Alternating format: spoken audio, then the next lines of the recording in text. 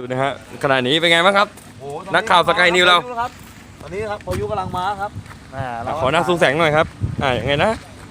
นี่ครับพายุกำลังมาครับมาจากนะครับสระบุรีครับนี่ดูเมฆนะครับเมฆบินต่ำเฮ้ยเมฆลอยต่ำ เมฆลอยต่ำนะฮะอันนี้โชเฟอร์ระดับ 8 นะฮะระดับ VIP คลาส C เลยนะฮะฮอริเคนจะมาครับ ขอฟังเสียงด้วยฮะ มาแล้วครับฝนมาแล้วครับฝนมาแล้วครับนี่เข้าบ่อตาหนึ่งดอกครับนี่ดูพายุครับดูพายุโอ้โหดูเต็นท์นะครับเต็นท์จะบินหรือเปล่าครับเต็นท์ดูเต็นท์นะครับดูเต็นท์นะครับโอ้โหเนี่ยเมฆไม่บินต่ำเนี่ย เอาแล้วครับฝนเริ่มตกแล้วนะฮะฝนเริ่มตกแล้วนะฮะมันมาแล้วนะฮะมันมาแล้วนะฮะหลบให้ดีนะฮะผมบอกได้เลยนะฮะหัวใครโอ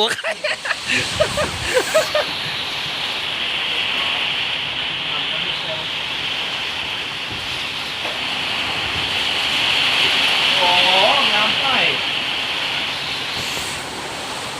เพิ่งล้างไม่เอี่ยมกันเลยนะฮะไม่เอี่ยมเลยนะฮะไม่เอี่ยม